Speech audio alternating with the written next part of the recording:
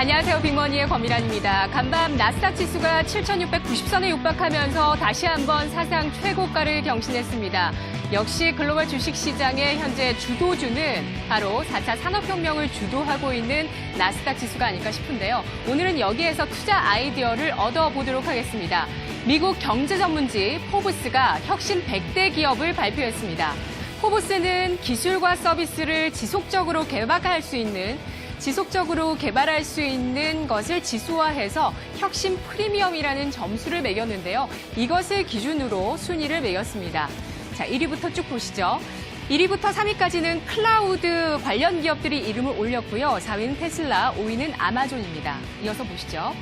나스닥에 상장되어 있는 기업들의 이름들이 많이 보이시죠? 넷플릭스, 그리고 바이오 기업 인사이트, 또 인도의 소비재 기업입니다. 힌두스탄 유니레버 올라와 있는데요. 우리나라 기업 가운데는 10대 기업 가운데 유일하게 이름을 올린 기업, 바로 네이버입니다. 팡기업, 주도주의 팡기업인 페이스북에서 혁신 프리미엄 점수 근소한 차이로 누르면서 9위의 순위를 올렸는데요. 네이버는 2015년 처음 이 100대 혁신 기업의 이름을 올렸습니다. 리스트에 2014년에 처음으로 등장해서 53위에 이름을 올렸고요. 2015년에 21위, 2016년에 13위로 계속해서 이 순위가 올라간 이후에 지난해에 이어서 올해 2년째 10위권 안에 이름을 올리고 있는데요. 하지만 주가는 내리막을 걷고 있습니다. 네이버의 주가 올해 연초에 100만 원 선에 육박하면서 신고가를 경신했었다가 이후에 계속적인 하락을 보였습니다. 지난 30일에는 64만 8천 원까지 장중에 기록하면서 52주 신저가를 경신했는데요. 이렇게 짧은 기간 안에 드라마틱한 주가 하락을 보인 네이버에 무슨 일이 있을까요? 주가 부진에는 이유가 있었습니다. 먼저 첫 번째, 실적인데요. 지난 1분기 영업이익이 2,570억 원으로 전년 동기 대비해서 11% 감소한 수치를 발표했습니다. 이렇게 네이버의 영업이익이 전년 동기 대비해서 감소한 것은 2011년 이후 7년 만에 처음 있는 일이었는데요.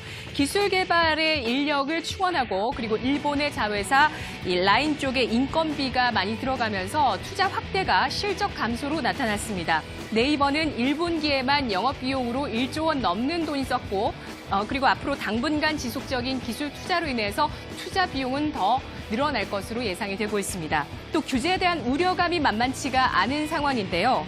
온라인 뉴스 댓글 조작 사건인 드루킹 사건에서 네이버의 책임론이 번지게 됩니다. 이에 따라서 네이버는 방안을 발표했는데요. 3분기부터 모바일 쪽에서는 뉴스와 또 실시간 검색어를 노출하지 않겠다는 방안을 발표했습니다. 이렇게 되면서 포털로 유입되는 트래픽이 좀 감소할 수 있겠다라는 얘기가 나오고 있고요. 또 정치권에서 통과를 앞두고 있는 이 발의가 나온 법안이 있습니다. 민주당에서 독점 규제와 공정거래에 관한 개정 법률안을 발의를 했는데 이 안에는 포털의 쇼핑 서비스와 오픈마켓에 대한 수수료를 공개하라라고 이야기가 나오고 있습니다. 수수료에 따라서 독점을 규제하겠다, 수수료를 좀 낮추든지 이러한 규제를 하겠다라는 정치권의 움직임, 주가에 부담을 주고 있는 모습인데요. 네이버의 쇼핑 서비스 편리해서 이용하시는 분들 굉장히 많으실 겁니다. 가격 비교도 할 수 있고 추천 서비스도 있고요. 결제도 굉장히 쉬운데요. 이런 모멘텀 때문에 네이버가 한국의 아마존이 될 수 있겠다라는 시각을 개진하는 의견도 있습니다만 이러한 규제 때문에 우려감이 더욱더 커지고 있는 상황입니다. 여기에 글로벌 플랫폼들의 역습이 나오고 있습니다.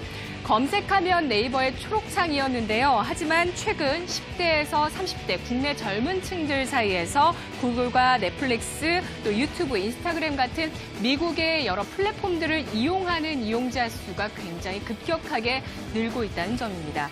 투자 심리와 악재가 해소되지 않으면 주가가 바닥을 완전히 확인하기 힘들겠다라는 것이 현재 시장의 중론이긴 한데요. 하지만 중장기적으로 현재 시점이 바닥일 가능성이 있겠다라는 의견이 점차 확산되고 있습니다. 증권가의 의견 보시죠. 자, 메리츠종금증권에서는 현재 네이버의 주가 상승 여력이 63%가 될 것으로 내다보고 있습니다. 60만 원대의 주가 레벨은 2015년 초 라인 상장 이전 수준과 흡사한 수준이다라고 평가하고 있는데요. 과도한 주가 하락을 현재는 인식할 필요가 있겠다라면서 투자 심리가 개선이 된다면 주가는 반등하겠다라고 전망을 하고 있습니다. 그리고 미래에셋대우인데요. 역시 주가 상승 여력 50% 내다보고 있습니다. 이번 6월에 있을 두 가지 이벤트를 주목하고 있습니다. 바로 6월 13일에 있을 지방선거와 28일에 있을 라인의 컨퍼런스인데요. 특히 13일의 지방선거에는 드루킹 사태가 해소되는 그러한 악재 소멸의 기점으로 판단을 하고 있고요. 또 28일 라인 컨퍼런스에서는 네이버가 3대 전략사업, 핀테크, AI, 커머스에 대한 사업 계획을 구체화시키는데 여기에서 구체적인 비즈니스 모델이 나오게 되면서 이에 따라 앞으로 성장과 수익화 방안에 시장이 초점을 맞추게 되면 비용 변수에서 성장 변수로 시장의 시각이 옮겨질 것으로 예상을 하고 있는 건데요.